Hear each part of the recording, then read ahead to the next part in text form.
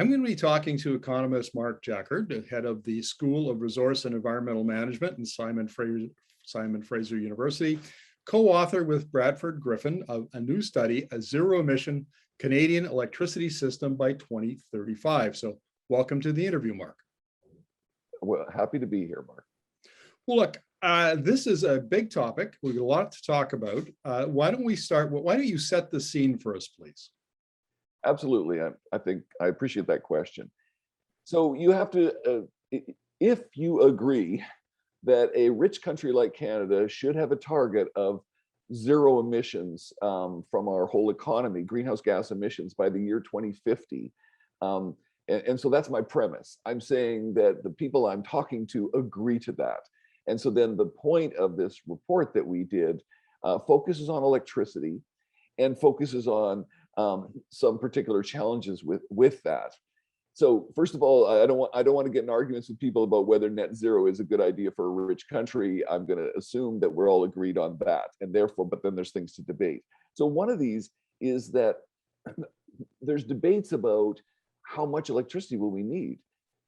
But when you look at a whole bunch of studies, we're going to use a lot more electricity in transportation, in buildings, in industry.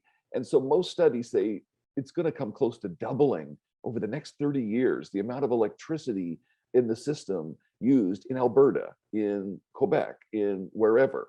And so doubling, it won't be doubling, it'll be different numbers in the future, but that's a good rule of thumb because you're thinking, oh my goodness, we got to rapidly expand this system. Now, when we think, so I'm focused on electricity, I'm focused on net zero, and then we have this interesting dilemma in Canada, which is that the federal government, people like me argued for the 30 years I've been in this game, oh my goodness, it has to be the federal government who has authority for greenhouse gases. And then some provinces challenged that. And fortunately, we've got the courts come out now, and we've even got, I'm not saying all provincial governments agree to this, but we've even got the parties across the political spectrum federally are sort of agreed that there's a really significant federal responsibility for greenhouse gas reduction. And that has to be because we're signing agreements. We're trying to get the developing world to not go down a carbon intensive path. We have to be able to negotiate as a country in that to solve this global action problem. So the feds have responsibility for carbon dioxide. So a greenhouse gas pollutant, the main one, or all the greenhouse gases, and they have it in two ways. Through that it's a pollutant. So there's the Canadian Environmental Protection Act, which has been defended in the courts. Federal government can set CO2 per ton of steel, CO2 per kilowatt hour. It can set regulations on that. Also, just this last January, the courts even said the federal government could pass an act in which they put a price on all CO2 emissions and defended that under, I think it was peace, order, and good government, part of our Constitution. So I don't think these things would be overturned, and people predicted that they would win. Legal experts, I'm not a legal expert. And so all of that is good news, but electricity in our Constitution, energy, and especially electricity, is a provincial jurisdiction. So now I've set the stage for you. That was the problem that I came at with this report. So Mark, how do we get the federal and provincial governments to agree on this? Now, the federal government has negotiated equivalency agreements with some provinces around greenhouse gas emissions and their carbon pricing schemes, and BC and Alberta immediately come to mind. Is that the kind of process that you're recommending? Well, great question. And if I can back up just slightly, it's that this was the most fun I had in writing this paper because I'm not a legal scholar, I'm not an expert. So as I just told you about the Constitution and the rights of the federal government to regulate or price emissions, but all this provincial jurisdiction, our Canadian Constitution really kind of says to the federal government, you have to cooperate. Like it's a system of cooperative federalism. So you can't just, I would want to be like, okay, we're doing it, this is the way it goes. The federal government can't do that because at some point the courts could slap its hands, overturn something it's doing. And so, and this explains why when Justin Trudeau came into power, he followed to some extent in the footsteps of Stephen Harper in trying to get the provincial governments to almost come to a unanimous agreement on climate policy. And he developed his pan-Canadian framework, in which he was able in a sort of a moment of euphoria to get everybody to sign, but then each provincial premier, Rachel Notley and Christy Clark, and they all disappeared and were changed. And then new politicians came along in Ontario. Doug Ford comes along, Jason Kenney in Alberta, and these people are not going to sign anything. And even when everyone did sign the pan-Canadian firm, I think Brad Wall of Saskatchewan was really not on side.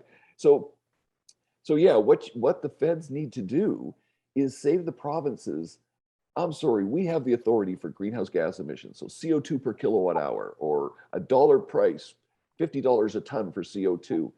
But we know that in the electricity sector, it really is a provincial jurisdiction. So if you have your own way of doing policies that are at least consistent with where we're trying to go in terms of pollutants in electricity, in terms of how much greenhouse gases, then we will stand down. We will let you we will sign an equivalency agreement, which means that you have a policy, a provincial policy that we have deemed as being roughly equivalent to our federal policy. And so that's why I think that's what's happened. And I think there's no other way to do it. And I tried to bring that thinking into this report. Quick question for you, Mark. I don't want to spend a lot of time on this, but let's say in a province like Alberta, where there is an equivalency agreement on carbon pricing for industrial emitters. It's called TIER, T-I-E-R. And it sets a carbon price for electricity generation. The federal government wants to keep increasing that to $170 a ton by 2030, maybe $300 by 2050. And the premier at the time says, no, that's too onerous for us, and we're not going to do that. What happens then? Right. So in that case, the federal government will use those powers that the courts have conferred, have agreed to say, I'm sorry, what you're doing is not equivalent to the standard we're intending to develop nationally. And the courts have already ruled on this, but we're happy to go. We're not happy, but we'll go back to court again if you need it, because we need to have consistency across the country. Now, there is a little bit of the answer here that I want to emphasize. The federal government has recognized that the Canadian system is heterogeneous. And what I mean, electricity system, what I mean is you've got some provinces, Alberta, Saskatchewan, producing a lot of electricity from fossil fuels. Was a lot of coal, still will be some coal and natural gas. And then you've got hydro provinces like Manitoba and British Columbia on either side of them that are almost entirely hydropower and therefore zero emission. And so the federal government has said, okay, when we require equivalency, we're going to give some leniency, though, to some provinces relative to others, because we want to make sure that the people in Alberta and Saskatchewan aren't bearing way more costs over the next 5, 10, 15 years than are those in Manitoba and British Columbia. Now, because the whole system's going to have to grow, eventually it's going to be quite equivalent. Like the cost of doing wind in Saskatchewan could be way cheaper than in British Columbia. So, and Ontario might have its costs really go up, even though it had fairly cheap nuclear and hydropower, but how does it grow? So the federal government is simply trying to say, there's two objectives. One is to have consistency across the country, but at the same time, during this transition to zero emission, to have fairness in not having high costs incurred in one area. And I tried to bring that spirit into my recommendations for policy, where I said that 2030 was a target for zero emission in Manitoba and British Columbia, but 2035 would be the deadline target for Alberta and Saskatchewan. So I'm trying to keep the spirit of differentiated equivalency, if you want to call it. That's a contradiction, but something like that. Sure. Okay. So the federal government has two pieces of legislation. It can cooperate with the provinces under equivalency agreements. If the provinces don't cooperate, then it can bring it in as a backstop and impose those regulations, carbon price, and so on, to get where we go. Now, in your paper, you and your co-author set out two technology pathways. Could you describe those, please? Yeah. So as a little preamble, there are people who really have strong beliefs on what the technology pathways should be. There's Mark Jacobson, a professor at Stanford, is always showing a wind, water, and solar solution. And he doesn't mean large hydro, but moderate sized hydro, and then wind and solar. Other people are, let's use fossil fuels in fossil fuel rich regions and use carbon capture and storage to produce hydrogen or electricity without putting CO2 in the atmosphere. And 15 years ago, I wrote a book called Sustainable Fossil Fuels that was popular in Alberta, saying, as we transition to zero emission, why stop using fossil fuels? There are people who believe nuclear is the answer. People who still think we should do a lot more large hydro in Canada, and even still use a lot of biomass, perhaps even growing crops on the prairies, willow, 7-year rotation crops for biomass. I mean, we see this in Denmark today. And so that's a possibility. What I try to do is say, we just want to give you a couple of paths to show how this can happen. We ruled out the most controversial and politically difficult ones. It doesn't mean that I don't think we should do nuclear. I don't think we should do a lot of hydro or biomass or carbon capture and storage. We just sort of developed 2 moderate paths. And because we were doing this in part motivated by some environmental groups in the country, we also did one that really was like one of those kind of wind, water, and solar. So those are the 2. One path still has some large hydro. Another project coming on in Quebec and in Labrador, but the other one has none of that. So the difference between them is not that important. We were looking at the differences in costs as well, and also some people believe you're going to have a lot of storage, which will go along with wind and solar, and it'll end up being really cheap. And that could well be the case. So there's a lot of uncertainty out there, and we wanted to give a little bit of the range of the uncertainty bound within political acceptability constraints as we see it right now. Now, one of your assumptions in your technology pathways was that there won't be a transmission interties between provinces will not be increased substantially. This is an interesting issue because you mentioned the way the electricity systems are set up. You have BC and Manitoba, which have large hydro, bookending Alberta and Saskatchewan, which have a lot of fossil fuels. You have Ontario next to Quebec, which has tremendous hydrological hydropower resources. And so A, why not more interties? And B, what would be the benefit if there were more interties? Right. So let me go backwards. B, the benefits are enormous if we had more interties.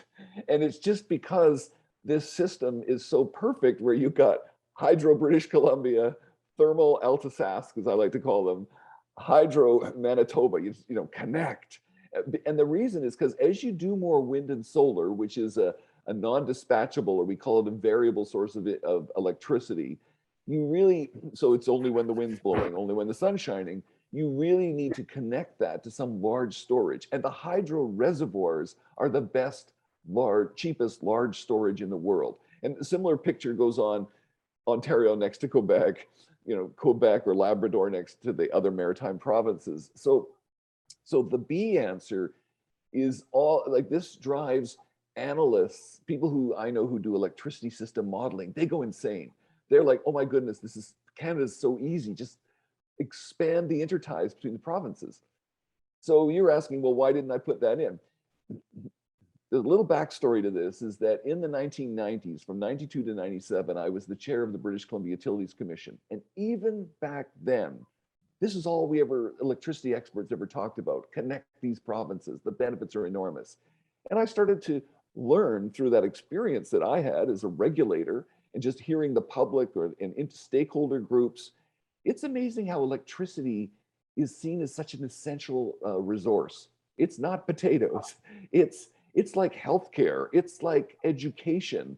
That's one reason in our Canadian Federation, we've really evolved to where it's such a provincial matter. It's because it's not a politician way off in Ottawa. If you don't get your electricity in the morning, it's going to be your local politician who's directly where you can get to them. And so electricity is special. And that means it's provincial, in both in the word, both in the legal sense of the word and in our mindset, that we're very provincial and local when it comes to electricity. And so people are nervous that, uh-oh, we're getting blackouts, but it's not the guys that I vote for and elect and can kick out of office. It's actually some neighboring jurisdiction didn't provide electricity, or they gamed us somehow. And so this is even when California had these big blackouts in 2001, you can see this reaction. We've got to make most of our electricity in California. So that's why it's hard to have these interties. It's the way we look at electricity. I still think we should be trying to make more of that happen. And it is sort of behind the scenes. So you've got an expansion going on between Manitoba and Saskatchewan. In the Maritimes, beautiful job of building the maritime link and sort of connecting Labrador with Newfoundland, and then connecting all of them with Nova Scotia, PI, New Brunswick. Now another link possibly with Quebec and to the US Northeast. So, and still again, talk between Ontario and Quebec. So I'm trying to explain to you then that yes, expanded interties makes sense. I think we'll get some of that, but we tried to do a run where we weren't dependent on that. That's why I had that scenario. And the reason is because I get sick and tired of people doing scenarios where the solution is a dramatic expansion of interties, when we've seen for 30 years that we've tried that and it can't seem to happen. So just to wrap up, Mark, we already have a system that is 80% no or low emission. So we're in good shape heading into the future. We have to double. The federal government, which is responsible for negotiating greenhouse gas emission targets, climate targets, can take a leadership role because it has these two pieces of legislation that give it the authority. You've suggested a couple of pathways that include different combinations of technology. My takeaway from this is all doable. The technology, we're in a period of tremendous energy technology disruption, wind, solar, storage, small nuclear. I mean, we'll have all sorts of options to decarbonize and expand at the same time. But there's a missing ingredient in here somehow to make it all happen. It seems, whether is it leadership, is it vision, is it narrative, what's your take on that? Right. So I think I have a different take. I don't think anything's missing. So what was missing in the past was we didn't have clear federal authority on the environmental mission. And federal governments like Stephen Harper, I think he could care less about the climate. So we had a decade of that. Jean Chrétien didn't want to mess with provincial authority. And so, he signed Kyoto and things like that. And then he brought together, because I did the modeling for it, these big national processes. But you could tell in those processes, if Alberta didn't want something, it wasn't going to happen, or Quebec didn't want something. So we never really had a federal government that wanted to do all of this. And now we have it. And now we have those two pieces of legislation. So I don't really think there's anything missing. And I'll give you an example. So Trudeau gets in power in 2015. Within a year or two, they changed Stephen Harper's CO2 per kilowatt hour SEPA regulation. And so Harper had kind of written it so that if your coal plant was going to last to 2045, you couldn't build a new one, but you could just keep running it. Like it just went on. They said, that's it. They're all shut. Trudeau, and his environment minister, Catherine McKenna, they said at 2030, now we're changing the regulation. There's no coal. There's no open burning of coal. If you can put carbon capture and storage, fine. And boom, you see what's happening? Alberta is dramatically reducing its emissions right now as it unfortunately converts some of the coal to natural gas, which is why in the paper I'm saying you got to try to prevent this. But we're getting a rapid effect on emissions in Canada now because of the very legislative powers and their use that I'm talking about. And therefore, our paper just simply says, it's a warning call, keep doing what you've been doing and ramp it up now. Don't wait 5 years. Do it now because you've been doing good things and keep the momentum going. That's the kind of message. Mark, this is a lot of, we've done a lot of work at Energy Media here on electricity systems over the last 18 months. And your paper fills in a lot of gaps for me personally, and it'll be interesting in future interviews. We'll explore different aspects of this, but this is an excellent paper. I'd encourage folks to read it. I'll include a link in the video posting. So thank you very much for this. Really appreciate your insights. These are great questions, and I really enjoy these interviews, Markham, and you're doing great work, and it's really important. So thank you very much for the opportunity to be on this, and I'd be happy to appear again at any time. Thanks a lot.